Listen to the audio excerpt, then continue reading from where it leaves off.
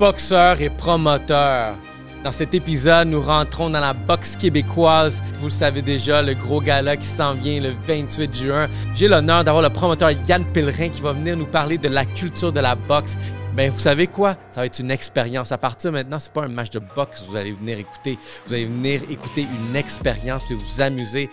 Comment on peut réunir les médias sociaux, les YouTubers, les vedettes, mais vraiment pour créer un avenir prospère pour tous les boxeurs. C'est un épisode que j'ai adoré écouter du début jusqu'à la fin. J'espère que vous allez sentir la même pareil. Donc, si vous avez des personnes qui sont fans de sport, mais surtout de la boxe ou d'arts martiaux, cet épisode est pour vous. Cognez vos gants, let's go! Vous savez que quand on écoute des sports, on mange la pizza. C'est normal, là. Mais la pizza, elle vient de Pizza Salvatore. Puis ça, c'est notre partenaire. Fait que quand vous allez écouter le match de boxe qui s'en vient, si vous n'êtes pas à la Place Belle, bien, écoutez-le de la maison et commandez une pizza. Vous allez utiliser le code promo YSP. Vous allez recevoir 10% sur votre commande et vous allez être joyeux. Parce que quand vous encouragez Salvatore, vous encouragez Yellow FC Podcast. Guys, merci à vous.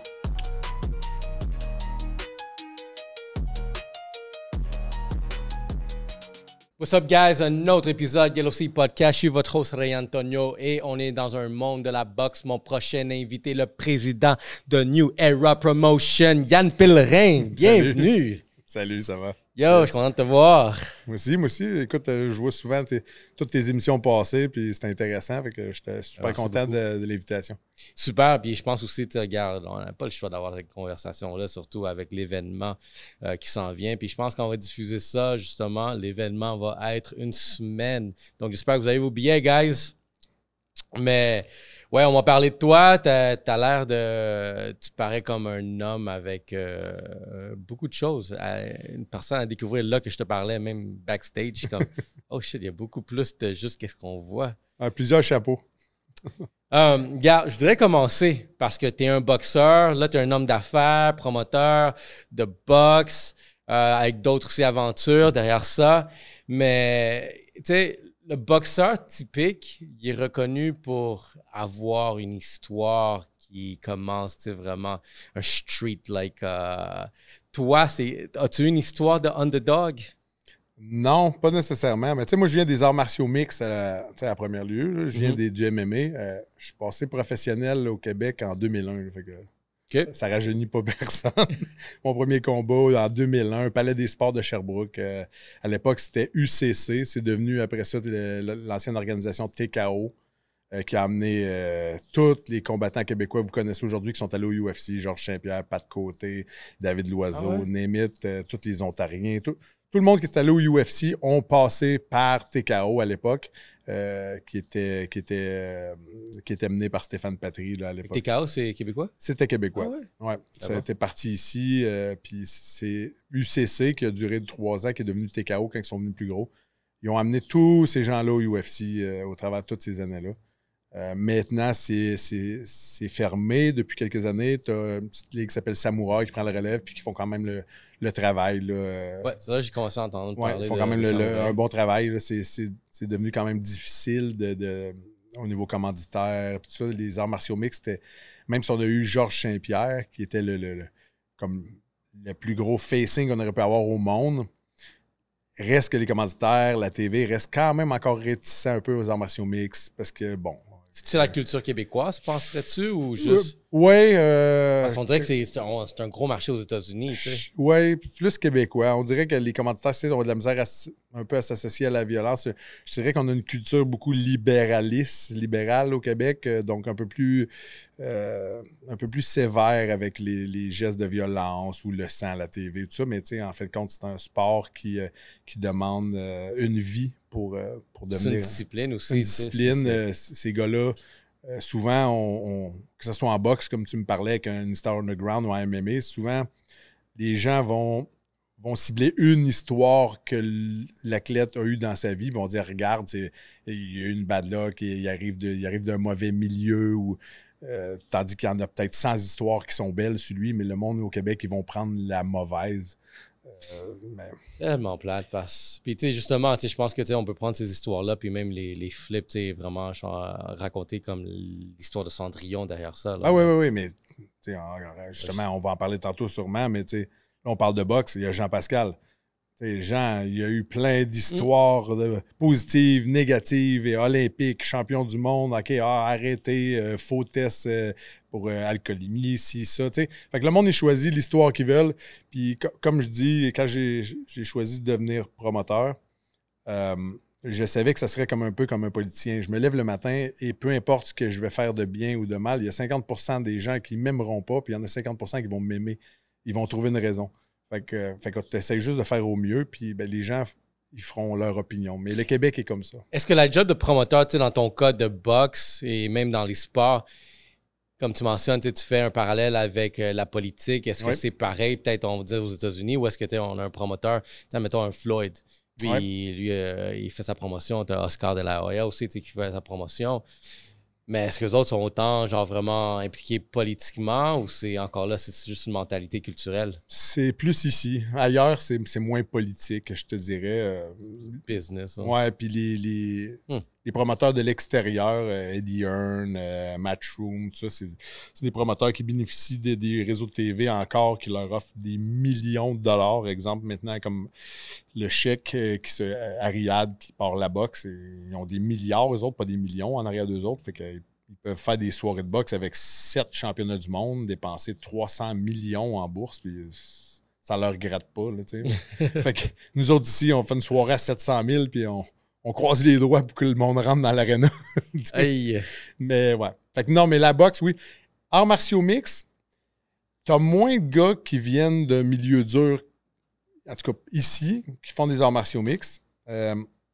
C'est bizarre. Tandis que la boxe, oui, t'as plus de gens qui viennent de milieux qui l'ont eu dur et qui se sont rattachés à ça pour se sortir de leur milieu ou parce qu'ils venaient d'un milieu dur puis que c'était 1+1 égalait boxe. Fait que, fait que des fois, tu as l'aptitude de le faire. Des fois, tu ne l'as pas, tu as juste le rêve. Mais oui, la boxe, tu as plus d'histoires de gens qui sortent du milieu dur que les arts martiaux mix ou pour réussir maintenant, c'est un peu comme dans le hockey, il faut que tu ailles. Non, il ne faut pas que tu l'aies, mais si tu es bien nanti et que tu as tous les moyens pour te payer les meilleurs coachs en arts martiaux mix, qui est beaucoup plus complet peut-être parce que tu as plusieurs disciplines à faire, c'est plus facile si tu as l'argent pour faire les camps d'entraînement. Dans le fond, ouais, avoir un bon milieu puis que tu es encadré puis comme je le mets dans un bon dojo, est-ce qu'il est reconnu, réputé, tu as une place unique, fait que là, tu as plus d'opportunités de... Ouais. Tu viens d'un coin plus sain, tu sais. Moi, j'ai eu l'opportunité quand j'étais plus jeune, puis aussi, tu sais, je viens de la rue, on pourrait dire, tu sais, à 14 ans, de m'en aller vers la boxe. Fait que t'avais les influences, les mauvaises influences, t'avais la boxe, puis tu sais, fait que très typique et cliché, je l'ai connu aussi. Ouais. J'ai pas été vers la boxe. Non. Juste pour dire. Bon. Mais je m'en ai sorti. Ben oui, mais tu vois, on crée tout notre chemin. Puis on a toute notre réussite à notre façon. Puis tu sais, c'est pas comment je vais m'y rendre, je vais m'y rendre, puis au bout de la ligne, tu sais, c'est ça qui est important. Je juge personne par rapport au chemin qu'il a pris. J'ai eu un chemin complètement capoté dans ma vie, tu sais. Pas parce que c'était un chemin difficile, mais c'est un chemin capoté parce que très jeune, je savais que j'aurais de la misère à travailler pour quelqu'un. J'avais un tempérament... En fait, jeune enfant, moi, j'ai été élevé par la genre de famille typique des années 80. Mon père était policier de la Sûreté du Québec, ma mère était infirmière. Police. OK, ouais, ça c'est... Fait que, quartier général à Hull. Je suis né à Hull, une famille du système. Mon père n'est pas resté longtemps là parce qu'il était rentré là-dedans parce qu'il y avait un rêve de petit gars d'aller voir les Jeux olympiques gratuits en 1976, puis la Sûreté engageait beaucoup pour les Jeux olympiques. Fait qu'il a dit « Ah ouais, on va voir les Jeux gratis. » Fait que, comme... Mais ça n'a jamais été son rêve de faire ça. Fait qu'il a pris sa petite passion jeune, puis il est parti en affaires. Puis ben moi, c'est de là vient ce que j'aime d'être en affaires, c'est mon père qui m'a donné ça. Jeune. Il a lâché ça, il s'est acheté un nettoyeur, des clubs vidéo, restaurants, il est parti de l'immobilier. Il n'y a rien qu'il n'a pas touché. Puis il me disait jeune, barre-toi pas à une chose, tu vas probablement changer 5, 6, 7 fois de travail dans ta vie si tu veux être heureux. T'es comme ça. Et puis jeune, j'étais un enfant bien relax, là, pas de problème. Je te dirais à 9 ans. Je me dirais 5 pieds 3, puis j'ai commencé à engraisser énormément. Ma croissance s'est pas faite. Je suis monté à 190 livres à 9 ans.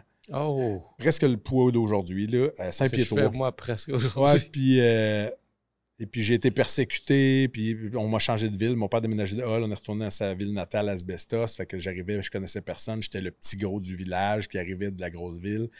Fait qu'un peu persécuté pendant 2 ans, tout ça. Fini le primaire, rentré au secondaire. Puis dans cet été-là, j'ai pris 7 pouces. Fait que je suis rentré au secondaire à 6 pieds. Oh! Et puis j'ai vengé tous les gens qui m'avaient fait souffrir pendant ces 2 années-là. Fait que j'ai pas une histoire que la vie a été dure avec moi. J'ai une histoire de bully, comme plusieurs jeunes ont vécu dans leur jeunesse, qui se sont fait vraiment persécuter. Mais moi, ça a duré 2 ans. Jusqu'à temps qu'ils ont vu comme... Ouais, puis évidemment, ben là, j'ai réglé tous les problèmes que je voulais régler quand je suis rentré à première année secondaire. J'ai été mis dehors d'école secondaire publique, qu'il a fallu que j'aille au privé. C'était un bagarreur? Pas tant, non. C'était juste... Défense. C'était de la vengeance, de la frustration de tout ce que j'avais vécu. Puis là, à 6 pieds, à secondaire 1, tu te dis « Ah ouais! » Fait que ça s'est fait là. Je suis parti au collège privé. Mon père m'a inscrit dans le... Je jouais au hockey déjà, fait que sport-études hockey, sport-études judo. Il m'a tellement comme rempli mes semaines pour que j'oublie tout ça puis que, que je redevienne plus une... Sauf qu'au travers ça, j'étais sur l'équipe nationale de judo à l'époque. Quand le judo s'est terminé à 21 ans, j'ai eu un offre de faire un combat d'arts martiaux mix à Sherbrooke. Puis j'étais au cégep là-bas, qui était TKO. Fait que je vais essayer ça. J'ai fait 18 ans à MMA. Et puis en 2018, j'ai tourné vers la boxe. Mon corps commençait à être fatigué. Le dos, les genoux, le MMA, c'est plus dur. Fait que j'ai tourné en boxe à 2018. Ouais. En fait, je suis rentré au bureau à Yvon Michel, puis je disais hey, moi, je veux boxer. Puis il m'a dit c'est impossible. Il dit t'as jamais été sur l'équipe nationale, t'as jamais fait de combat de boxe amateur, c'est impossible. Fait que je dis ben, moi, te montrer comment c'est possible. C'est quand ton prochain show? Il m'a dit c'est dans 8 semaines. Parfait. Donne-moi 25 000 de billets. Je t'ai vends tout, tu me fais une place sur le show. Ben là, c'est au casino, 25 000, c'est quasiment un quart de la salle. Donne-moi ça. Une semaine plus tard, je rentre au bureau à Yvon Michel. J'y ai donné le 25 000. J'ai dit, je veux ma place sur le show. Après ça, c'était une histoire de 9 combats d'affilée en 13 mois. Oh, wow. Oh, wow. C'est comme ça que je suis rentré en boxe. Hey, what's up, guys? Prenons une petite pause. Et comme vous pouvez le voir, le veston directement de middlemen.ca. Donc, pour ce prochain gala, si vous allez venir vous joindre dans cette occasion, ce match de boxe-là, moi, je vous réfère à middlemen.ca. Vous allez voir, ça, c'est un beau bleu que je pourrais porter. Il y en a de toutes les couleurs. Vous allez en avoir un pour vous. Donc, l'occasion, c'est le match de boxe. Vous allez au middlemen.ca, autant pour les hommes que pour les femmes, choisir votre prochain habit. Et quand vous encouragez Middlemen, vous encouragez Yellow Sea Podcast, guys. Donc, allez-y, soyez beaux et allons s'amuser au prochain match de boxe. Let's go! Fait que on me traitait de voleur de job parce que c'est vrai que j'avais pas d'affaires là. Puis, j'étais juste un vendeur de billets. Sauf que j'ai trouvé ma façon de rentrer en boxe. Ben, toi, c'est très intuitif. T'es un hustler, dans le fond. C'est quoi ta technique, vous vendre 25 000 billets de... Ben, en arts martiaux mix, on était... le promoteur à l'époque, il nous élevait dans cette façon de voir-là. Si tu ne vends pas de billets, tu ne seras pas sur la carte. Il y a tellement de monde qui veulent se battre que si tu ne vends pas de billets, ça va être un autre. Fait qu'on se créait une communauté de gens qui nous suivaient. On sortait d'un club, on allait voir le monde. C'était comme ça a tout été un peu... hype, là, être un gars d'arts martiaux mix au Québec. On sortait, nous autres, à l'époque, je me souviens, avec Georges, avec David, avec Pat Côté. On payait pas dans les restaurants, dans les clubs, on était gâtés partout. Fait que c'était facile de se monter un genre de hype de personnes qui vont venir te voir quand tu annonces un combat. Mais on était poussés à faire ça à l'époque. Fait qu'on était élevés dans une mentalité de vendre des billets. C'est intéressant, ça. Ouais, qui est bien différent de la génération qu'il y avait maintenant. Mais les jeunes qui ont appris à se servir des réseaux sociaux maintenant, comme Jacob Blais, qu'on vient de s'entendre avec. Je l'ai vu, ouais. Jacob est partout. TikTok, Instagram, ça. Lui, il a déjà compris la game.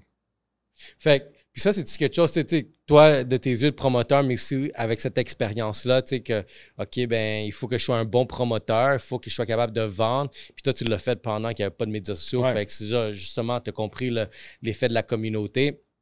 Puis maintenant, tu trouves un jeune qui a compris cet effet-là. Pour toi, c'est-tu un plus, justement, de recruter ce type de talent-là? C'est un plus. De base, il faut qu'il y ait le talent parce que, comme j'ai déjà expliqué, l'investissement qu'on va mettre dessus, on investit sur du capital humain. Puis la chose la moins sûre au monde, c'est d'investir sur un humain. Ouais. Malheureusement, tu peux l'aimer, il peut arriver n'importe quoi. Le jeune, sa blonde peut tomber enceinte, ça fait 3-4 ans que tu investis des gros sous, puis il décide de, ben écoute, je vais partir travailler, je vais avoir une famille. Il peut traverser la rue, se faire frapper. Il peut arriver n'importe quoi. Fait qu'investir sur un humain, c'est la chose la plus risquée au monde, mais c'est la plus belle chose en même temps quand ça marche. Ah ouais. Fait qu'un jeune comme ça, et puis tous les autres qui ont compris la nouvelle game, c'est super intéressant. En plus, ce talent-là, il est d'ici. On a plein de talents au Québec. Je comprendrai jamais pourquoi aller le chercher à l'extérieur. Si tu veux mixer ton équipe avec plusieurs personnes d'ethnies différentes pour toucher toutes les communautés au Québec, mais t'en as plein ici aussi. Tu n'as pas besoin d'aller les expatrier d'ailleurs. T'as une gang ici de chaque milieu. Tu as des Colombiens, tu as des Mexicains, tu as des Argentins, t'as tout au Québec. On a une belle communauté mixte. Si c'est ça que tu veux faire, mais pige chez toi, il y en a du talent. Je suis d'accord aussi. J'adore où est-ce qu'on est. Puis encore là, je trouve que d'un autre point de vue, on ne l'exploite pas assez. Puis on a des barrières sans arrêt. Puis je pense que ça décourage énormément de gens. Ouais. Parce que cette mentalité-là de hustler, là, comme, pour moi, c'est comme représente 10% de la population. Puis là, il faut que tu la trouves aussi. Il faut que tu vois, il y en a qui ont des talents cachés où est-ce que tu dois le ressortir. Ouais. Tu sais, toi, mettons, OK, on a fait la conférence de presse qui a eu lieu dernièrement. Ouais. Tous les boxeurs qui étaient là, ça, c'est vraiment, sont tous New Era? Ceux qui... Non, Patrice Volny n'est pas signé avec nous. Mais Patrice, on a des bonnes discussions. Patrice, je trouve, c'est quelqu'un qui a eu un manque au niveau de sa carrière avec ceux qui l'ont géré avant. Ils l'ont pas mis en lumière. Il s'est pas battu assez chez lui. Beaucoup battu à l'extérieur. C'est un... Tu sais, le monde ne savent pas, mais ce gars-là, c'est un top 10 au monde. Là. Mais parmi tout le monde, c'est le seul que je connaissais. Puis encore là, à cause de ses médias sociaux. Oui. C'est un top 10 au monde, mais il n'est pas signé. Fait que on travaille sur quelque chose. Moi, ça me ferait extrêmement plaisir qu'on s'entende avec lui. Je viens de m'entendre avec Marcus Brown. C'est un Américain, c'est un Olympien. Il s'est battu en championnat du monde contre Beterbiev ici en 2021, le même soir que j'ai gagné mon titre.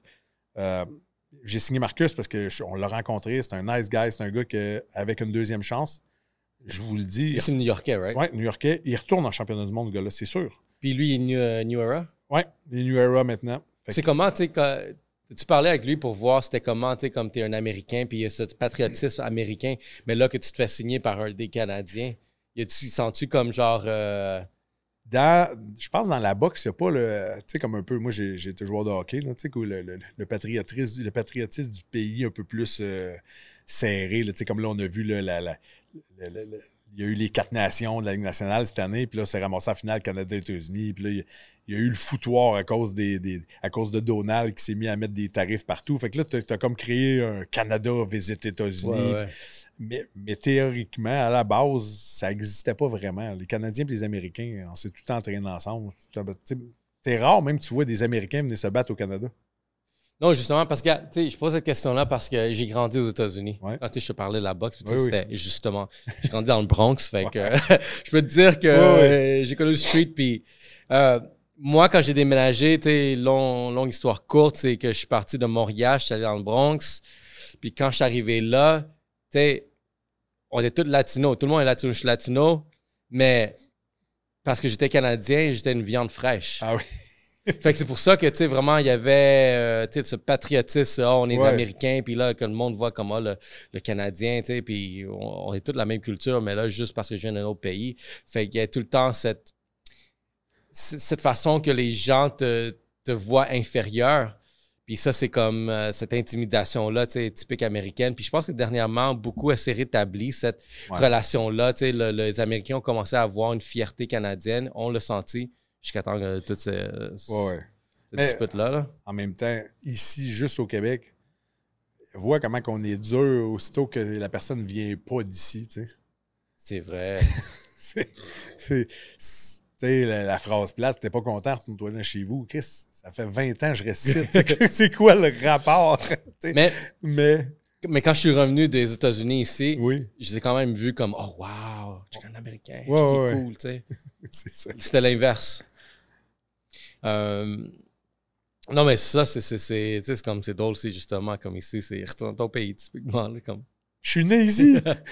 Mais tu sais, c'est comme...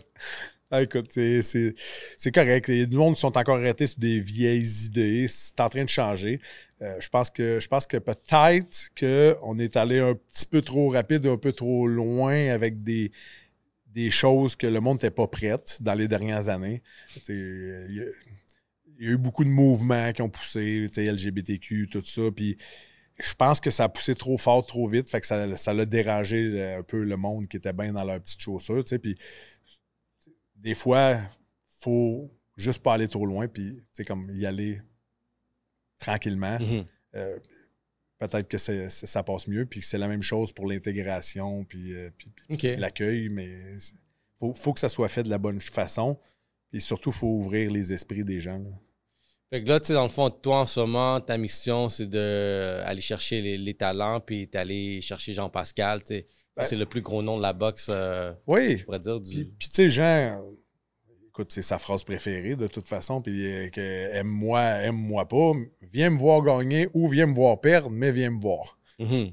Mais il a fait sa carrière comme ça. Et puis je le dis souvent, moi, j'étais pas un fan de Jean-Pascal avant. Puis on s'est rencontrés, on a boxé sur la même carte 2 fois depuis 2018. Et puis, quand je suis arrivé avec cette idée-là, puis je t'avais rencontré au Sheraton à Laval pour le dernier gala, le premier qu'on a fait ensemble. Et puis, mais je t'avais rencontré comme vraiment, comme je me suis pas fait d'idée avant. J'ai dit, gars, on va parler, puis on va voir. Puis c'était, je pense que ce qui a cliqué, c'est le respect. On s'est parlé avec respect, on s'est dit les vraies affaires. Mais je peux vous dire une chose, personne ne connaît le vrai Jean-Pascal jusqu'à temps que tu sois close avec, puis que tu parles des vraies choses, parce que sinon... C'est tellement un personnage. C'est un personnage, mais c'est une personne humble, extrêmement généreuse.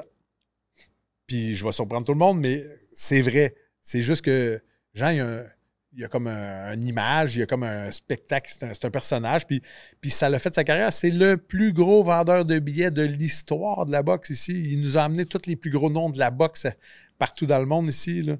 Il a rempli la Place Bell, le Centre Bell, le Centre Vidéotron depuis des années. C'est la seule personne qui a rempli ici. Lucien Boutet était hot, mais la fois où il y a eu la plus grosse foule, c'est parce que c'était contre Jean. Jean, c'est le plus gros nom, je dirais. Benoît Hopkins, par exemple. Est-ce que c'était une décision d'affaires? C'était une décision d'affaires de chercher quelqu'un qui pouvait amener du hype à la compagnie un peu. Même si, bon, il y avait eu des petits déboires dans les dernières années, c'est quand même Jean-Pascal. Lui, il avait le rêve de revenir dans les classements et puis de revenir champion du monde, mais dans une nouvelle catégorie de poids pour être ici, champion du monde dans 2 catégories de poids différentes. Fait que j'ai dit, on s'est fait un plan, puis ça, puis on l'a suivi serré, puis, tu sais, il a travaillé avec nous autres. Là, Jean-Pascal, je vois la stratégie, mais à la fois, est-ce que tu vois le risque étant son âge? Moi, j'ai 45 ans. Là, je vais être dans le ring le 28 juin. Fait que... J'ai hâte de parler de ça aussi. Mais le risque... Non, Jean est encore un athlète... Non, il a l'air très bien. Extrêmement performant. Là, OK? Des gens vont dire, oui, mais il a déjà beaucoup reçu de coups. Il a fait des guerres toute sa carrière. C'est vrai, mais c'est un athlète consciencieux. Il a passé ses scans, ses RRM, il se fait suivre, s'il a déjà eu des blessures, des saignements à l'époque au cerveau. Il a tout fait ça. Il se prépare un avenir dans l'immobilier, dans plusieurs autres choses, dans une fondation. C'est un gars intelligent. Là. Faites-vous-en pas. Si les médecins et lui et son coach décideraient que ça va être le combat de trop, il le ferait pas. Là, il y a un en ce moment, il y a quand même un feu vert de... Un feu vert de tout. Là. Toutes les enquêtes approfondies au niveau du cerveau, les scans, tout. Mais l'affaire avec la boxe, c'est que c'est tellement imprévisible. Regarde, Adonis, par exemple, c'est juste un coup qui peut tout changer. Adonis avait fait un changement de coach. Ben non, il avait le même coach, mais son vrai coach est décédé, qui était Sugar. Ah ouais, effectivement, c'est son neveu qui a repris le nom Sugar maintenant, mais... Puis il y a un autre style. Puis il a fait Adonis, à partir de ce combat-là, moi j'étais allé voir le combat contre Badou Jack à Toronto. Puis personne ne s'en souvient parce que c'était à Toronto, puis il n'y avait vraiment pas beaucoup de monde. Mais ça avait été un match nul. Puis Badou Jack avait complètement démoli Adonis. Il avait les deux yeux fermés, puis tout ça. Puis, écoute, moi, je pense que ce soir-là, ça avait été un vol, pas des juges. Badou Jack avait gagné. Et puis là, tu as vu qu'il y avait quelque chose qui commençait à être... le style qu'il est en train de lui donner changeait sa façon. Après ça, il y a eu l'autre combat, évidemment, où il est arrivé le knockout fatal. Mm-hmm. Sauf que on n'est pas certain, mais moi, j'ai quelqu'un dans le milieu de la boxe qui me dit qu'il avait été mis KO à l'entraînement 3 semaines avant, dans son camp d'entraînement. Et que ça n'a pas été parlé, évidemment. C'est tout le monde. Ouais, tu ne veux pas dire ça pour la presse. Tu peux pas. T'en parles pas. Puis bon, tu fermes les dents, puis tu finis ton camp, puis tu t'en vas pour le combat. Mais l'hypothèse, c'est qu'il y avait déjà eu un saignement au cerveau avant ce soir-là. Et que ce coup-là a juste empiré et créé la situation qui a été créée plus fatale, où il était entre la vie et la mort. Fait que ça peut arriver à l'entraînement. Là. Moi, je peux faire un sparring demain. Je peux avoir un petit saignement au cerveau. T'es fatigué. C'est une petite commotion, la lumière. Bon, je vais slacker pendant 2 semaines. Je vais revenir. C'est important de faire attention. Fait que tu me posais la question pour Jean. Jean prend soin de lui comme un athlète professionnel. Il prend soin de lui médicalement. Il est présentement en camp d'entraînement à Hartford, Connecticut. Dans sa petite chambre avec un lit simple. Il se remet dans un environnement où il pense qu'à ça. On se parle tard le soir après sa journée. OK.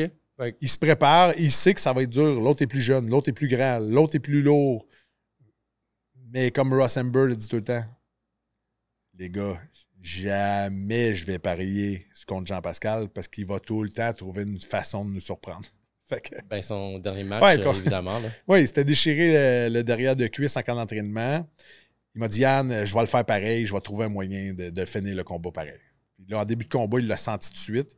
Fait que, contre Terry, il n'était pas capable de doubler ses attaques et d'être vraiment ce qu'il aurait pu nous montrer. Ça l'a montré un Jean plus lent à cause de sa blessure, mais en fait, personne ne savait que c'était une blessure parce qu'on ne pouvait pas en parler. Mais ça aurait été un autre combat s'il n'y avait pas eu de blessure. Mais il a quand même trouvé une façon de le finir, le combat, puis de le gagner à sa façon spectaculaire. Non, c'est un bon guerrier. Puis je pense aussi, si on prend note de l'avancée technologique, puis tout ça, où est-ce qu'on est rendu, on dirait qu'un boxeur maintenant peut aller beaucoup plus loin. Ouais. Bernard Hopkins, c'est genre le modèle où est-ce que... Ce dude-là, il était quoi? Il a remonté quoi à la fin quarantaine? Ouais. Tu sais, tous les gars qui ont pris un break à un moment donné dans leur carrière, lui c'était pas un break, malheureusement, c'est plus un long arrêt en prison. Il n'y a pas le choix. Mais il a boxé pendant qu'il était en prison, il est devenu champion des États-Unis du milieu carcéral. Puis, tu sais, c'est comme ça qu'il est sorti de là. Puis après ça, quand il a eu son release de la prison, ben, il a commencé sa carrière professionnelle. Puis évidemment, il était avancé en âge, sauf qu'il n'était pas usé. Des fois, tu vas prendre des boxeurs russes, kazakhs. Ils arrivent pro à 32, 33 ans, mais ils ont 300 combats amateurs. Ils sont usés déjà, mais ils sont tellement bons qu'ils deviennent champions du monde tout de suite. Mais la carrière n'est pas très longue parce que le corps est usé. Ça arrive. Léonard Dorin, à l'époque, qui est arrivé ici, c'était un super boxeur, mais il y avait 350 combats, je pense, amateurs. Il était déjà usé, fait que, il n'en restait pas long. Bernard, il est arrivé sur le tard, mais pas usé. Fait que c'est bien entretenu, dans le fond. C'est bien entretenu. Moi, j'ai eu un bon break. Fait que, je suis usé physiquement, mais ma tête tout est OK. Fait que, dans le cas de Bernard, dans le fond, c'est comme une bonne chose qu'il était en prison parce que s'il aurait continué juste la carrière, il n'aurait pas peut-être toffé aussi longtemps. Je pense pas qu'il aurait été là à l'âge qu'il était parce qu'il aurait été vraiment usé par sa carrière de plus jeune à aujourd'hui. C'est une drôle d'ironie. c'est vraiment underground, personne n'en parle, mais il y a beaucoup de boxeurs québécois qui ont fait des grosses carrières ici que si les gens les auraient en entrevue ou en one-on-one, moi, j'ai beaucoup d'amis qui ont maintenant, un petit peu plus jeunes que moi-même, ils ont fini leur carrière, ça fait un bout, qui ont quitté le milieu des médias, tout ça. Et puis ça m'est arrivé il n'y a pas longtemps là, de reparler avec un ancien quand même gros nom de la boxe au Québec. Et puis j'avais les larmes aux yeux, il parlait juste à... Je voyais le dommage sur sa santé et sa vie que ça l'avait fait. Tu le vois plus tard un peu. Là. Ouais. c'est incroyable. C'est incroyable. Le monde, ils comprennent pas quand tu montes dans un ring, dans une cage. Oui, c'est un choix personnel, mais ils comprennent pas à quel point tu mets ta vie, ta santé, et ton futur en danger. C'est pas... On n'en parle pas. Personne ne veut en parler parce que personne ne veut voir ce bout-là, tu sais, mais c'est ça. Fait que c'est important. Pour Jean, j'ai pas de soucis. Il a fait tout ce qu'il avait à faire pour être sûr médicalement qu'il était en très bonne santé. Puis, je vais vous le dire, pariez jamais contre Jean. OK, vous avez compris, guys. Mais parle-moi de toi. Oui. Qu'est-ce qui te motive à vouloir même retourner sur le ring pendant que c'est ta promotion? Et je me dis, comme, t'as-tu genre un peu de... Regarde, t'as l'air un gars avec bien la confiance, mais... Genre, c'est-tu peur? Non. Tu penses pas à ça, non, mais j'imagine. Mais honnêtement, un combattant qui va dire qu'il n'a pas peur le soir du combat, c'est soit qu'il n'est pas assez intelligent pour l'être, ou il compte des menteries. Tout le monde a une peur. La peur de perdre est bien différente de la peur de se battre. La peur de perdre, quand tu es rendu que tu montes sur le ring et tu as la peur de perdre, arrête. La peur de se battre, c'est normal. C'est normal. Elle quitte pendant que ça se fait. Ça, c'est pas grave. Je ne l'ai pas raconté à beaucoup de personnes. Moi, j'étais en arts martiaux mix avant, puis j'étais plus capable de prendre la pression, genre, de la foule. Je pouvais m'entraîner dans un gym et être meilleur que tous les combattants qui étaient au UFC avec qui je m'entraînais. Mais aussitôt que j'arrivais et qu'il y avait une foule, mon système cassait. Fait que quand j'ai pris ma pré-retraite en 2011-2012 en MMA, je n'ai pas compté à gros de monde, mais je me souviens, le dernier soir, j'étais en haut quand ils ont annoncé mon nom, puis je marchais sur la grosse rampe pour me rendre vers la cage. Et puis, déjà, ça faisait des journées, je me posais la question, qu'est-ce que je faisais là? Déjà, c'est pas bon. C'est supposé être le bout de le fun. Le camp d'entraînement dur, la coupe de poids dure, mais le soir du combat, c'est le bout de le fun. Ça tente d'y aller, tu sais. Je me posais la question, qu'est-ce que je fais ici? C'était déjà pas bon, mentalement, tu sais. Et puis, ça s'est pas fait, mais je descendais la rampe, puis je me suis dit, je m'enfarge-tu me crisser en bas, faire à semblant de me péter une jambe, puis de pas monter dans ce cage-là. Ça, c'était là que j'étais rendu dans ma tête, que je n'avais plus d'affaires, là. Tu sais, quand j'ai fait mon retour en 2016 en MMA, j'ai fait 2 combats de MMA. Je me souviens, j'étais sur la rampe en haut, à TKO, c'était à la TAU. Puis je me suis posé la question, je vais-tu me le demander, qu'est-ce que je fais ici? Puis non. Puis là, tu vois, pendant le show, là, je marche, j'avance, puis j'arrête au milieu de la rampe. Puis je me repose la question à mon équipe, ça me tente-tu? J'ai-tu de l'affaire ici? Ah ouais, ça me tente. OK. Fait que continue à rentrer dans la cage, coller un knockout. Je suis revenu, j'ai fait un autre show, coller un autre knockout. Puis, comme je te disais, les camps commencent à être durs pour mes genoux, mon dos. Tu luttes beaucoup en MMA, beaucoup de jiu-jitsu, les articulations. C'est bien différent d'un camp d'entraînement de boxe. Fait que là, j'ai fait comme, OK, je vais essayer en boxe. Tu sais, voir si ça va être mieux. Puis là, ce que je t'ai parlé tantôt, qui vont marcher, puis je suis parti en boxe. Mais à chaque fois que je me bats, j'ai du gros fun. Puis je me suis dit, le matin que je vais me lever, puis que je vais me dire, c'est une corvée à aller courir, c'est une corvée à aller manger des coups de poing aujourd'hui, c'est parce que ça va être le signe que c'est plus le temps. C'est plus le temps, mais une fois que je suis dans le ring. Mais en ce moment, t'es enthousiaste. Tu sais, je veux dire, tu peux faire le tour de mes photos. Il n'y a pas un combat où j'ai pas le sourire pendant que je me fais cogner d'en face, puis c'est pas sarcastique, c'est parce que j'aime ça encore. Quand j'aimerais plus ça, mon chum pas de côté qui a pris sa retraite du UFC, qui est commentateur depuis au-dessus de 15 ans pour le UFC à la TV la fin de semaine, commentateur francophone. Il avait fait ce choix-là de ne pas faire le dernier combat, puis je respecte ça beaucoup. Il ne nous l'avait pas dit que c'était son dernier. Il avait tout préparé, c'était son moment à lui à l'époque. Mais il avait décidé que c'était le dernier à cause de ce que je viens de te dire. Il se levait le matin, puis c'était plus ça. Puis quand c'est plus ça, c'est dangereux. Vas-y pas. Ça devient dangereux.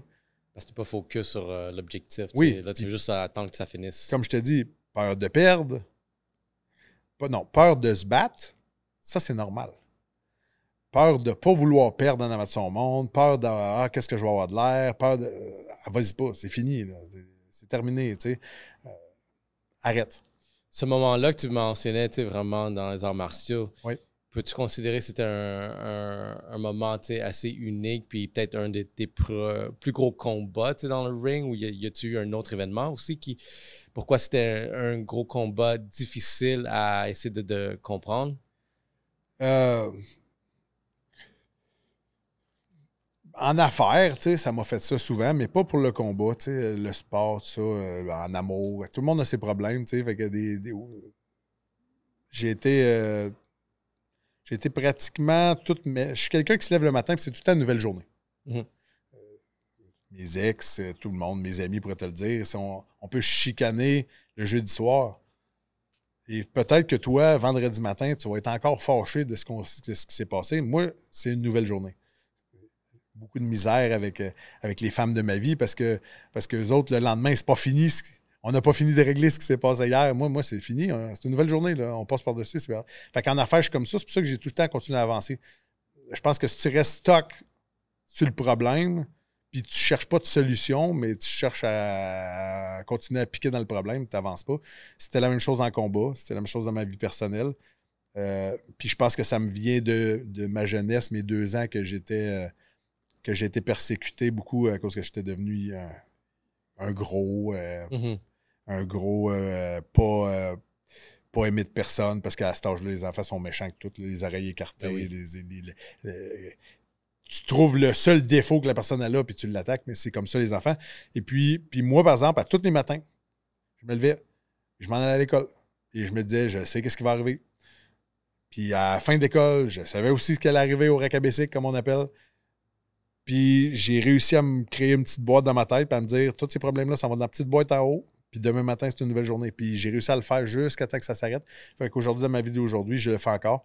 Fait que est-ce que j'ai d'autres combats difficiles dans ma vie? Non. J'agis comme ça avec chaque sphère de ma vie. Je le fais avec mes enfants. J'ai des jumeaux gars-filles de 18 ans aujourd'hui. Ils sont autonomes et tout parce qu'ils adhèrent un peu à la même mentalité. On va me dire souvent que c'est de l'évitement. Non, c'est par choix. J'aime mieux trouver des solutions que des problèmes. C'est un bon mindset. Et c'est surtout ça aussi que, autant en affaires, va différencier des winners puis des personnes qui ne vont pas atteindre leur objectif. C'est sûrement comment tu penses. Est-ce que la business est dure? Est-ce que tu vas te réveiller? Est-ce que tu vas aller positif? Est-ce que tu vas foncer? J'adore beaucoup vraiment ta façon de penser. Puis c'est intéressant parce que ça répond à ma question que j'avais.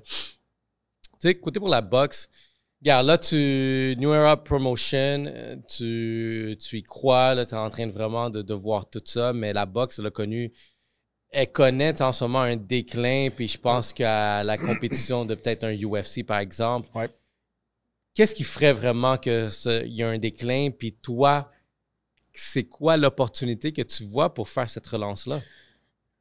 Le déclin, j'en ai déjà parlé dans d'autres entrevues, tout ça, mais le déclin de la boxe au Québec, c'est que depuis que les gens ont commencé à être commandités pour aller au casino, dans la petite salle de 500 personnes, avec le gros chèque puis toutes dépenses payées, ce que ça l'a fait, c'est que tu as arrêté de te promener dans les régions. Tu as arrêté de faire combattre des petits gars de Victoriaville, des petits gars de Drummondville, Shawinigan, Sherbrooke, Montréal-Est, Montréal-Nord, partout. Parce que tu t'es enfermé dans une petite salle de 500 personnes où tu te dois de mettre tes prix de billets extrêmement chers parce que tu as juste 500 personnes. Donc, tu te ramasses la plupart du temps avec beaucoup de corpos. Des bureaux d'avocats, des bureaux de notaires, des commanditaires, des grosses chaînes, tout ça. Puis eux autres, c'est tout le temps les mêmes où ils envoient leurs clients. C'est un peu comme la loge du Canadien. Ouais. Bon. Puis, vu que tu as juste ces petits gars-là, les promoteurs, depuis toutes ces années-là, et on va parler du gala d'hier, Eye of the Tiger, exemple, ils sont obligés de faire venir des boxeurs de l'extérieur pour venir perdre contre leurs boxeurs, puis monter des fiches de 20-0, les amener dans les classements, puis avoir une chance d'aller se battre pour des titres. Ça, c'est une des choses que tue la boxe. Essayer de garder le zéro. Le UFC n'a pas ça. Le UFC, tu peux être 15 victoires, 7 défaites. Mais si tu as battu la bonne personne le combat d'avant, ça se peut que tu te battes en championnat du monde. La culture de la boxe était que si tu avais perdu ton zéro, tu étais fini. Mm-hmm. Fait que, mal vu. Mal vu. Fait que ça l'a créé un genre de tourbillon que le boxeur son équipe et le promoteur qui met de l'argent dessus ont peur de perdre ce zéro-là. Si on perd ce zéro-là, on perd tout ce qu'on a fait. Fait qu'on va faire venir des boxeurs qui vont venir perdre, ou perdre facilement, perdre un petit peu plus durement pour essayer des affaires, puis se ramasser à quelque part à un moment donné dans les classements, puis avoir un boxeur à 20-0, puis avoir une chance pour un titre, puis aller chercher de la grosse argent après. Sauf que tu as tout enlevé le spectacle. C'est juste une gimmick, genre. Hier, au casino, là, sur 8 combats, là, même la personne pas amateur de boxe aurait pu te cocher les 8 victoires avant que le gala commence. Là. Et puis, c'est la même chose chez Groupe Yvon Michel. Moi, j'ai essayé de changer ça avec Groupe Gym. On ne s'est pas entendu. Ça a fini en chicane. Mais je voulais faire de la nouvelle boxe. Je voulais changer ça. Je voulais donner un spectacle. Puis pour donner un spectacle, il faut que tu amènes des adversaires de qualité. Les Québécois ne veulent pas se battre contre des Québécois. Sauf que, malheureusement, si tu les obliges, ils vont finir par le faire. Mais tu vas créer deux gangs dans ta compagnie. La gang de boxeurs qui sont là parce qu'ils aiment le sport, qui veulent donner un spectacle, qui veulent se rendre en championnat canadien, puis gagne-père, ils veulent être sur la prochaine carte parce qu'eux autres, ils aiment ce qu'ils font. Puis tu as l'élite où que, théoriquement, il faut que tu leur fasses un peu plus attention. Mais moi, l'élite que je vais signer, je veux qu'elle me dise non, je veux un challenge. Ça ne m'intéresse plus, moi, que le gérant m'appelle et ah, ben là, t'as pas de quoi moins fort, on aimerait ça faire un knockout rapide. Mais c'est pas de la boxe, ça. C'est pas de la boxe. La boxe. Moi, je viens des arts martiaux mixtes, là, puis si tu me mettais un gars en avant de moi que je savais que ça servait à rien, j'étais pas content. Puis en boxe, ça devrait être la même chose. Mais il y a beaucoup de boxeurs qui n'aiment pas ça. Là. J'ai plein de boxeurs qui me disent non, donne-moi un challenge. Puis je respecte ça au maximum. Puis de plus en plus, là, nos Québécois. Puis moi, ce que je pense, c'est que c'est plus vrai le zéro. Parce que là, tu as la boxe à Riyad maintenant où M. Turkish oblige les meilleurs à se battre un contre l'autre. Fait que le zéro disparaît. Là. Sauf que lui, il paye des millions. Sauf qu'il est en train de recréer un spectacle. Puis c'est la même chose ici qu'il faut faire. Parce que si tu t'enfermes au casino en avant de 500 personnes, tu peux le faire 3-4 combats par année. C'est pas grave. Mais va dans les régions, va dans d'autres salles, va te promener. Parce que si tu fais ça, puis après ça, tu fais OK, là, on fait un gros show à, mettons, Centre Bell, Kim Clavel en finale, Masloum en demi-finale, tout ça. Puis là, tu te ramasses, tu as 2500 personnes dans le Centre Bell, quand tu en avais 15-20 000 dans le temps avec Jean-Pascal. Mais le problème, c'est pas que le monde n'aime plus la boxe. C'est qu'ils font comme, ben on n'ira pas voir ces combats-là, c'est plate, on sait tout qui va gagner, un. Puis deux, ah, mais on connaît personne. C'est chose du Kazakhstan contre. Bon, ça me tente pas. Fait que la façon de faire ça, c'est de retourner chercher des boxeurs locaux dans les régions. Parce que le boxeur local, là, quand il se bat pour toi, il amène sa famille, il amène sa gang. Fait que de Drummondville, tu as peut-être 100 personnes, 150 personnes qui descendent le voir. Puis après ça, quand tu fais ta grosse carte au Centre Bell, puis tu mets tes 3-4 gros combats finaux, t'en as 8 autres combats à remplir en dessous. Fait que tu peux avoir tu builds avec tes gens des régions, tes locales, ton monde d'ici qui sont fiers de venir voir. Puis là, tu vas recommencer à mettre du 5, 6, 7, 8, 9 000 dans des arénas. Mais si tu ne cultives pas, le boni de l'or est tellement serré aujourd'hui. Les gens, l'argent pour les activités, tout coûte cher. Ils ne veulent pas le gaspiller pour avoir un show plate. Si tu es capable de leur dire, tu vas avoir un vrai spectacle à soir, peut-être qu'ils vont leur dépenser, mais il faut le ramener. Là, ça, c'est une stratégie à long terme, j'imagine aussi. Parce que ça prend du temps de rechanger. Oui, mais tu sais, le monde ne s'en rend pas compte. Jim et Eye of the Tiger sont au casino. Ils sont bien, ils sont dans Watt avec le gros chèque et tout, puis l'Auto-Québec mise au jeu. C'est correct. Puis ils font leurs affaires. Chacun a sa façon de faire, pour amener sa compagnie où ce qu'il veut. Mais moi, personne n'en parle, mais depuis mon premier show, ma plus petite foule, c'est 1100, 1300, 1600, 1800, 3100 à Laval. J'ai toujours été en augmentant. Peut-être que je vais redescendre à 1500 un show parce que je vais avoir une salle de 1500, tu sais. Mais à Drummondville, on avait 1800 personnes. Puis moi puis mes boxeurs, on avait vendu 1300 billets main à main. Ça, c'est de la même façon que tu expliques, mettons, cette mentalité d'aller chercher la région, tu l'as appliquée pour vraiment... Je l'applique partout. Elle est appliquée, là. Si tu regardes le show qu'on fait le 28 juin, T'as du Québec, t'as du Drummond, t'as du Victo, Plessisville, Sherbrooke. Tu sais, on touche large, on va partout. Puis sur 22 boxeurs le 28 juin, on a 19 Québécois. Est-ce que tu t'es fait des ennemis en pensant comme ça, contrairement à la mentalité... Toute la vieille garde. Aïe. Regarde, il y a quelque chose que tu me dis de fou, parce que moi, dans le domaine des médias, parce que je comprends, on dirait qu'il y a comme une médiocrité qui s'est développée à cause que, OK, ben, je te donne un peu d'argent, fais ça, puis juste whatever. Ouais. Puis cette médiocrité-là, moi, j'en parle dans le monde des médias où est-ce que il y a des subventions qui vont nourrir la culture, mais la culture, si elle reçoit un chèque à chaque année, où est-ce que, tu sais, je travaille ça, je remplis toutes les boîtes, puis je fais ça, je livre ça, puis c'est tout. L'année prochaine, ils vont me donner un autre chèque. Pourquoi je mettrais quelque chose de plus? Fait qu'on dirait qu'il y a cette mentalité-là qui se répète dans plusieurs facettes catégoriques, tu sais, vraiment de la société. Tu sais, ici, c'est la même... Pour moi, c'est un grand homme, parce que moi, je me jugeais un bon vieux Québécois francophone d'ici à l'époque. J'adorais M. Falardeau. C'était un patriotisme, puis pas un patriotisme anti-immigration, c'était un patriotisme du Québec qui voulait que tout le monde s'intègre puis être égal. Et puis, mais il faisait aussi des films, c'était un cinéaste, mais il était pauvre comme la gale toute sa vie parce que vu qu'il y avait cette idée-là, ben, les subventions n'existaient pas. Là. Il subventionnait ses tournages et ses films par lui-même. Quand tu dis dans les médias, dans les podcasts, dans la société, ce qu'eux autres veulent entendre, ils vont toujours t'appuyer. Tu vas avoir les subventions. Quand tu sors du moule et que tu essayes de faire autre chose ou de juste démontrer que ce qui se passe présentement, c'est pas ça que ça devrait être, ben, c'est sûr que la vieille garde, elle lève les yeux sur toi. Puis c'est la même chose dans votre milieu. Là. Je suis à peu près sûr que si tu frôlerais des sujets que le gouvernement aime moins puis que tu irais pour une subvention, il ferait ben malheureusement, on a tout donné les budgets cette année. Il te sortirait une shit de même. Ouais. Ben, gars, je te cache pas que j'ai déjà reçu certaines attaques par rapport à des conversations, des sujets qu'on a abordés, juste encore là, parce qu'il va contre la discussion populaire. Puis, je pense qu'il y a...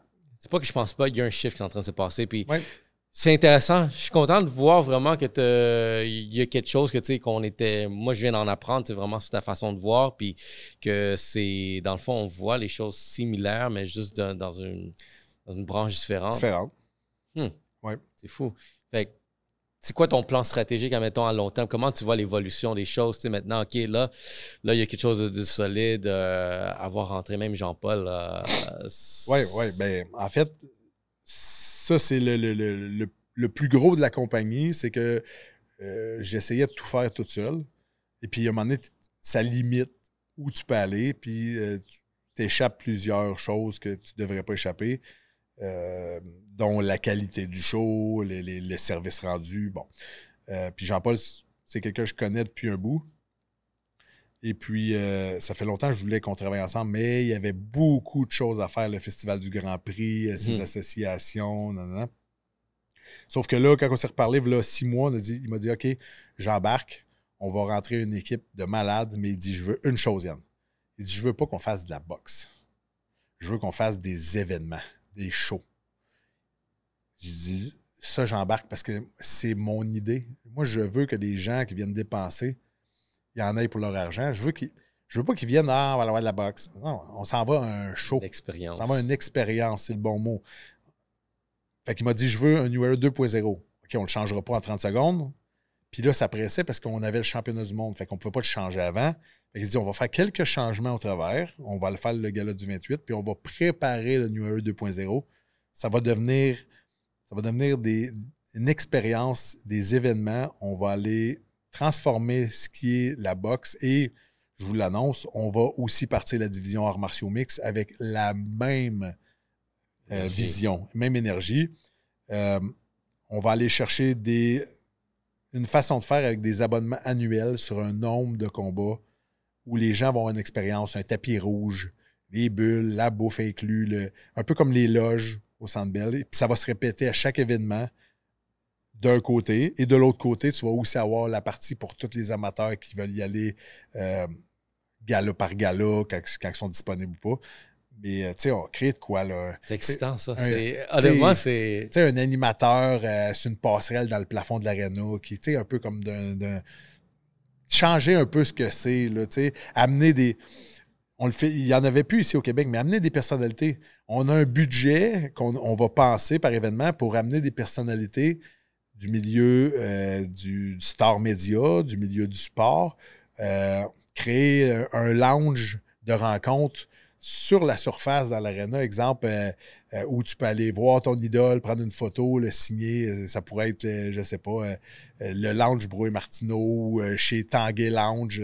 Puis là, tu as des gros sofas. Tu as Roy Jones qui est là ce soir-là. Tu as du Star System québécois. Tu as 2-3 joueurs du Canadien qui sont accessibles parce que tu as mis un budget pour ça puis que le monde puisse prendre des photos. Tu as ton Media Wall, New Era, blablabla.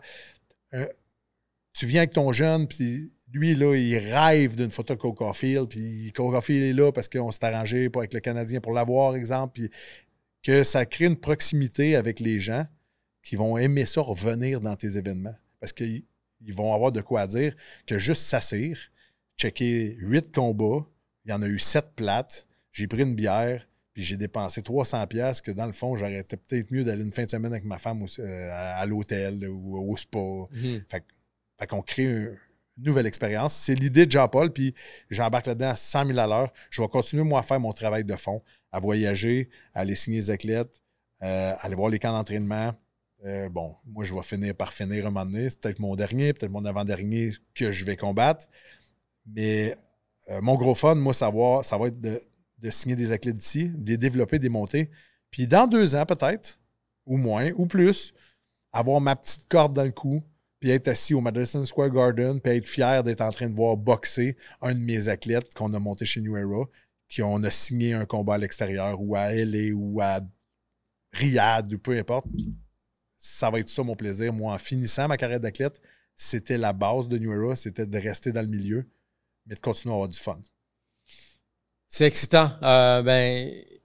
Aussi, tu sais, délégué.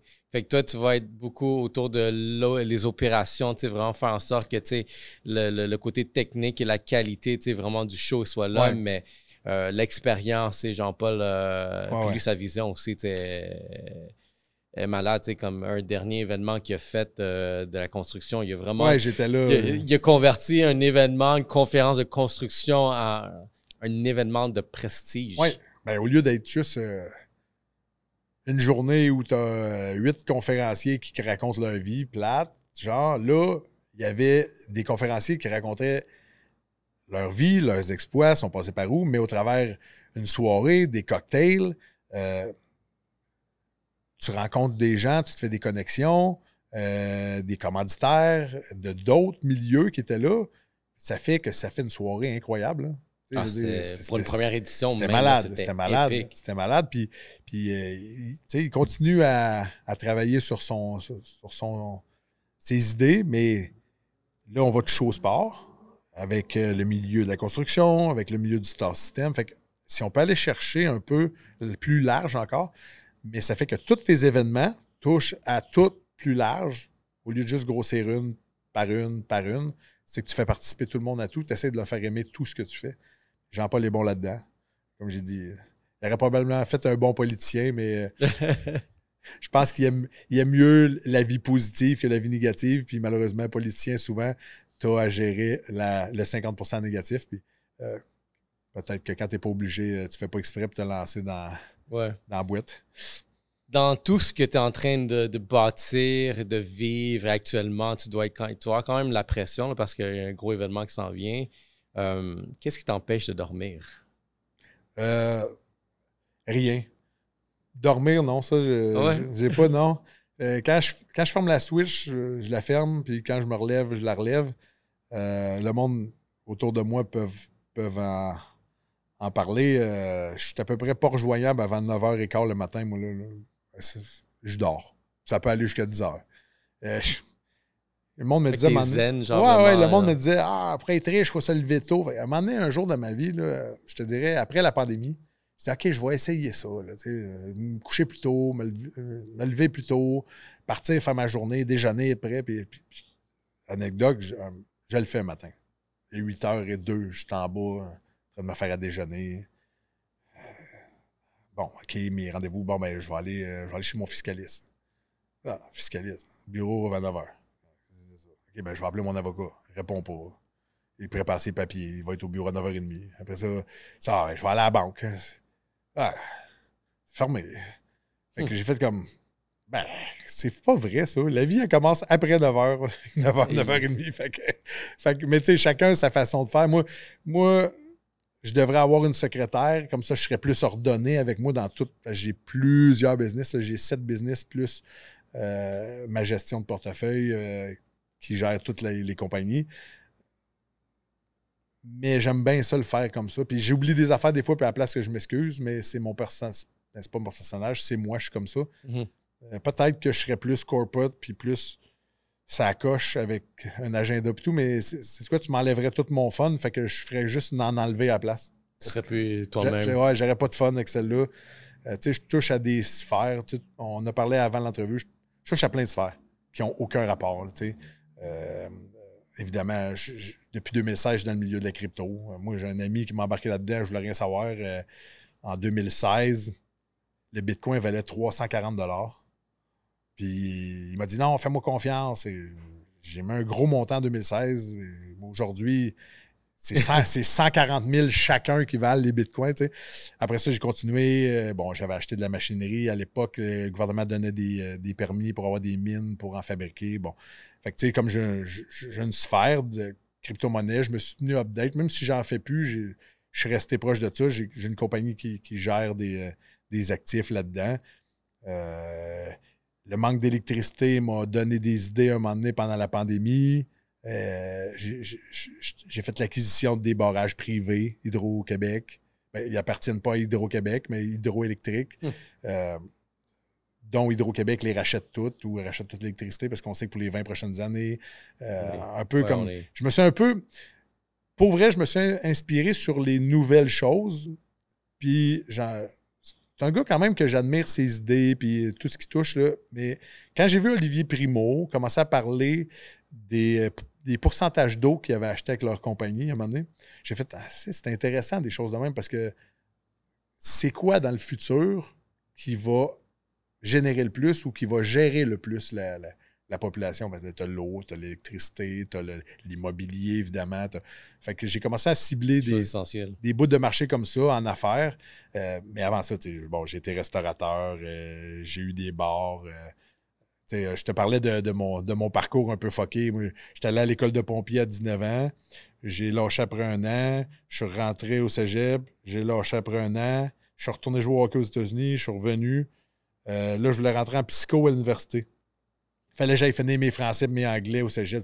Que jamais je vais faire ça. Il n'y a vraiment rien qui suit, là. Non. Fait que mon directeur des sports, de quand j'étais au collège privé, était rendu recteur des sports de l'Université de Sherbrooke. Puis un recteur, ça fait un peu ce que ça veut. Hein, Fait que là, j'étais allé le voir. Je disais, hey, moi, je voudrais rentrer en psycho. Nanana, tu peux-tu m'aider? Il dit, je peux t'aider. Si tu représentes l'équipe internationale du verre et or en judo sur les compétitions internationales cette année, moi, si tu représentes l'université dans le sport, je suis prêt à te faire rentrer. Fait que, OK, je rentre, je représente l'équipe verre et or cette année-là, je rentre en psycho. Pendant l'année, moi, j'avais un ami, Manu, qui s'appelait. C'était un surdoué plus jeune, il était au cégep en même temps que moi. Lui, il est rentré au cégep, il avait 14 ans. Puis il est rentré en médecine, il en avait 17. Puis il était médecin à 21 ans. Mais il est arrivé une bad luck dans sa vie, puis finalement, comme il s'est suicidé. Mais lui, on était jeunes, puis on déconnait avec un rêve. Moi, plus tard, j'aimerais savoir un bar de danseuse. Puis ça ne fitait pas pantoute avec ma famille, puis ma mentalité, puis tout.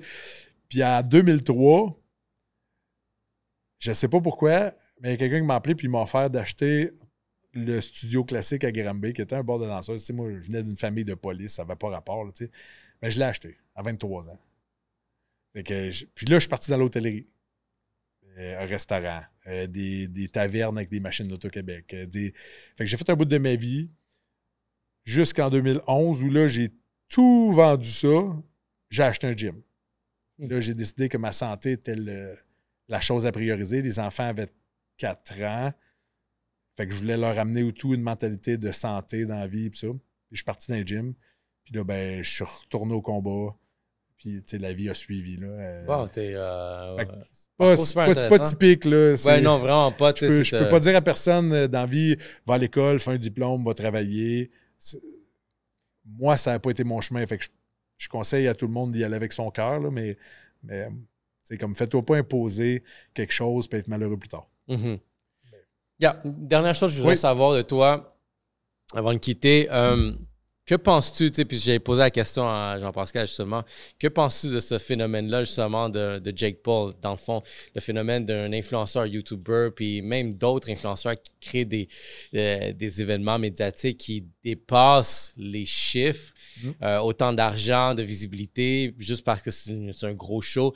Maintenant que tu viens de parler que on va s'en aller plus dans l'expérience, que ce soit pas seulement un match de boxe, on veut que tu viennes là, puis comme t'es fier, il y a tout plein de choses. Puis, tu sais, comme j'ai posé la question, lui, il voit que ce serait une belle opportunité justement d'exploiter. Te vois-tu vraiment New Era commencer à faire peut-être ce genre de show-là ou est-ce que tu sais déjà que ça va ramener autant d'attention, du bon bagage aussi monétaire? Oui, mais c'est sûr que les puristes de la boxe puis les grands athlètes qui ont passé par les Olympiques puis qui passent leur vie à essayer d'avoir un contrat seulement pour peut-être faire de l'argent dans la boxe. Parce que, tu sais, je veux dire, il y a combien de pourcentage de jeunes qui vont jouer au hockey, qui vont jouer junior majeur, puis combien de pourcentage qui sont repêchés dans la ligue, puis combien qui vont réussir à jouer dans la Ligue nationale. C'est minime. Fait que c'est la même chose pour un boxeur, en général. Fait que je te disais que je m'étais fait voir comme un voleur de job à l'époque quand j'étais allé voir Yvon Michel, puis je vendais des étiquettes, mais c'était un peu le même principe. J'étais pas un boxeur, j'étais un vendeur d'étiquettes. Ça a dérangé, mais ça marchait de notre côté pour ça. Jake Paul, moi, je vais le pogner demain matin, si tu veux, Jake Paul, tu sais, pour boxe, c'est correct. Sauf qu'on parlait tantôt New Era avec une expérience, une nouvelle façon, 2.0. C'est quoi la différence entre je te mets 8 super bons combats balancés, que tu ne sauras pas qui gagne, une méchante bonne soirée de boxe, OK? Puis je te mets un show de la mi-temps dans mon expérience 2.0. Je fais venir n'importe quel chanteur. C'est ça. Ma soirée, mettons, on décide, bon, ben, à soir, c'est 2.0, on fait venir un artiste que tout le monde trippe. Bon. C'est quoi la différence entre ça ou dire, bon, ben, dans ma soirée, je vais prendre 2 YouTubers ou 2 personnes ultra connues qui vont se battre, puis que ça va attirer d'autres genres de monde, ça va créer une expérience différente, puis que ça va bénéficier à tout le monde parce qu'ils vont amener l'attention, ils vont amener les médias, ils vont amener l'argent, la TV. Fait que, c'est-tu mauvais? Mais non, c'est pas mauvais. Et demande à Cathy Taylor, puis c'est quoi le nom de l'autre? Les 2 filles qui se sont battues sur sa carte la dernière fois, c'est 2 en championnat du monde. Cyrano. Oh, Kim Clavel, là, c'est notre championne du monde ici, là. Et je pense, sans trop me tromper, qu'elle gagnait genre 25 000 $ pour son championnat du monde. OK, à part les commanditaires, mais de bourse, là. Cyrano puis les Taylor, ça gagnait. Cyrano, rien. Taylor gagnait une coupe de 100 000 par combat, tu sais, à l'époque, parce qu'elle était olympienne puis elle était championne, tout ça. Ils ont fait 6 millions. Ils ont fait un gros. Ils ont fait 6 millions, pas parce qu'ils ont donné le meilleur spectacle de la soirée, parce qu'on l'aurait eu pareil, ce spectacle-là, même qu'il y a eu Jake Paul ou pas. On l'aurait eu, ce spectacle-là, ça aurait fait le meilleur combat de boxe féminin de tous les temps qu'il y a eu. Mais il n'y aurait jamais eu 6 millions de dollars de bourse s'il n'y aurait pas eu le YouTuber qui avait un rêve de flasher dans la boxe. Puis il ne faut pas oublier, là, lui, là, c'est une plateforme pour toutes ces autres affaires. Là. Son dessous de bras, ses boissons énergétiques. Lui, il se sert. Business. Lui, là, c'est une locomotive pour tous ses business. La boxe. Puis c'est bien parfait. Son frère, c'est la même chose. Son frère, lui, est allé dans la WWE faire de la lutte pour une locomotive, puis ils ont poussé leur boisson énergétique. T'sais. Fait que c'est des locomotives. C'était des athlètes à la base, les deux à l'université. C'était des lutteurs olympiques. C'était des bons athlètes. Là. Tu vois, quand tout ce qu'il fait, c'est pas un super boxeur, mais c'est un athlète. Est-ce que c'est bon? C'est bon. C'est pas dur. Jean-Pascal l'a déjà dit. Lui, c'était un boxeur pur et dur. Mais qu'est-ce qui apportait du monde dans l'aréna? Aime-moi, aime-moi pas. Viens me voir gagner, viens me voir perdre. Haïs-moi si ça te tente, mais paye, venez me voir ou achète-les pour me voir me faire knocker à la TV si ça te tente. Mais regarde le show. Jake Paul, là, je check pas son show. Moi, tous les combats qu'il a fait, j'ai pas checké pour me dire, ça va avoir un bon combat de boxe. À toutes les fois, je me disais, Asti, s'il peut-tu se faire knocker? Mais je le louais pareil. Parce que tu veux le voir, c'est ça, ouais. Mais, tu sais, puis il est wise, là, à son dernier show, celui qu'on parle avec Serrano, là, il a mis un YouTuber de l'Inde. Celui avec le plus de followers en Inde. Je ne sais pas comment. Ça devait être 150 millions de personnes qui le suivaient à peu près. Surtout de l'Inde, là. La plus grosse marge d'achat qu'il y a eu sur le pay-per-view venait de l'Inde. Mais ça... Tu sais, va chercher un Chinois, fais une vedette avec, puis mets-le sur ta carte. Là. Tu vas voir ton pay-per-view après. Fait que, il est wise, là. Personne ne se souvient de ce combat-là, le YouTuber indien, puis contre l'autre. Je m'en rappelle pas. Hey, écoute, ça devait être une Saint-Moses de honte en plus à voir au niveau performance. Mais Netflix a tellement été débordé que le signal lâchait tellement qu'il y a eu de monde. Je me souviens. Qui l'ont acheté. Ils n'avaient jamais vu une bande passante aussi hot et aussi... Ça n'avait pas de sens. T'as le link. Oui! fait que c'est-tu bon? Ben oui! Parce que les boxeurs chialaient. Ouais, mais là, vous donnez toute la visibilité à lui. OK, mais à cause de ça, toi, tu vas être payé comme jamais tu aurais été payé. Qu'est-ce que tu veux? Ah, OK, ben, on va prendre la paye. Mais pourquoi pas? Fait qu'on va tout le temps chialer, qu'on le fasse pas. Si on le fait pas, puis on met des combats plates, monter des fiches, on va se faire crucifier. Puis si on met un show comme ça, ben on va se faire crucifier pareil, parce que là, on n'a pas mis l'attention, c'est boxeurs. Puis au bout de la ligne, ça revient à qu'est-ce que tu as dit tantôt, le pourquoi que moi et Jean-Paul, on est même temps associés. Va voir une expérience ce soir-là. C'est un show. Il me crucifier pendant que je me fais payer. Ouais. Rendu là. Oui, puis c'est quoi, une fois que tu vas être assis là, tu peux haïr le show qu'on a mis de YouTuber, mais moi, je te promets que tous mes combats de boxe que toi, tu es allé voir dans la soirée, ils vont être égaux, serrés, puis que tu ne seras pas capable de cocher qui va gagner avant. Fait que toi, ta partie à toi que t'aimes, tu vas l'aimer. Tu vas quand même bitcher sur l'autre partie, mais tu vas y aller pour ta partie. C'est ma vision pour le 2.0. Honnêtement, je l'encourage. Puis justement, moi, j'ai gagné un respect envers Jake Paul parce que, honnêtement, au début, j'étais pas fan de ça parce que, oui, j'ai grandi dans la boxe. On écoutait ça, les pay-per-views. J'aimais ça, tu sais. Puis quand j'ai vu ça, je suis comme, ça va-tu diluer?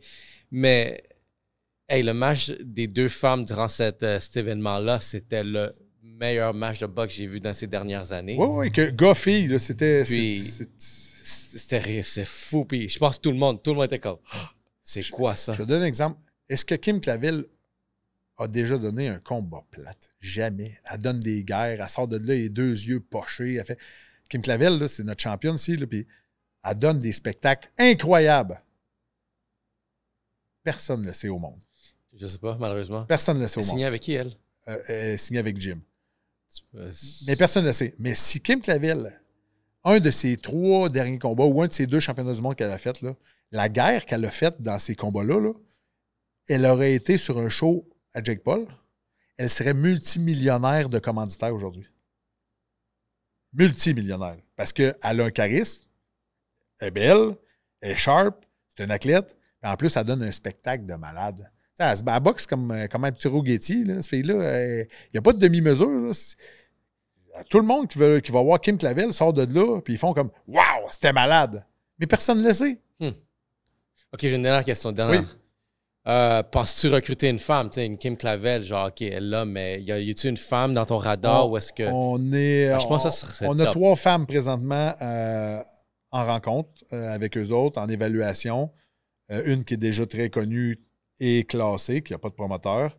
Et puis les 2 autres, c'est 2 jeunes qui sortent du programme olympique, là, qui ont bien performé à l'international et tout. Puis c'est des filles d'ici qu'on veut, tant qu'à signer, on veut pousser. Mais ça s'en vient, puis probablement qu'on va signer 2 femmes dans la nouvelle année pour la nouvelle version New Era, parce que j'ai pas de filles, c'est chaud présentement, non pas parce que j'en voulais pas, parce que ceux que moi je connaissais, Kim était déjà signé chez Jim. Marie-Pierre Roule by the way, Marie-Pierre Roule, si un jour tu veux l'avoir avec toi à l'émission, c'est un amour, c'est une fille qui donne de son temps, c'est une fille qui est sincère, authentique. Elle donne un méchant spectacle. Elle aussi, elle gagne à être connue, Marie-Pierre Roule. elle donne un show, elle sort de là, elle a un œil fermé, tout pété, elle a gagné ça dur. Tu veux voir ça tous les soirs. Fait que, mais ces filles-là, tu as déjà signé. Fait que Tamara est revenue des Jeux Olympiques. Elle a signé avec Jake Paul tout de suite, évidemment. Fait que là, on a travaillé sur d'autres dossiers, mais on est près d'une entente. Et puis, bon, il y en a qui vont critiquer la boxe féminine, mais moi, je tiens à dire que, comme j'ai dit tantôt, toutes les fois que j'ai vu Kim se battre, les fois que j'ai vu Marie-Pierre Roule se battre, c'était pratiquement un des meilleurs combats de la soirée parce que c'est pas des combats stagés. C'est juste monter des fiches, là. Yo, les femmes, quand ils se battent pour ils ont la raison qu'il faut que je sois encore plus performant que les hommes. Ils ont la raison où est-ce que peut-être les hormones sont sur le tapis. Ils sont plus violentes que nous autres. Ouais. Ils sont plus violentes que nous autres. Ça fait des shows. Moi, j'étais sur l'équipe nationale de judo, là. C'était des folles. Les filles en judo, là, c'est des dangereuses. Elle, tu faisais le mouvement 200 fois dans ta journée. Elle le faisait 500 fois. Là. Ils sont bien plus capotés que nous autres dans les sports de combat. Fait que oui, ils gagnent à être connus beaucoup dans les sports de combat. Puis on a la preuve avec les spectacles présentement. C'est vraiment des bons spectacles. Hey Yann, merci beaucoup. J'ai adoré. Genre, tu m'as tellement ouvert, tu sais, vraiment. Puis je suis vraiment, tu sais, je suis optimiste de voir vraiment où est-ce qu'on s'en va derrière ça. C'est le fun. C'est le fun, j'ai hâte. Fait que, guys, 28 juin, Place Belle. Place Belle. Let's go! Merci, Get Sweet Podcast, guys. Merci. Woo. Yo, c'est fou. Nice.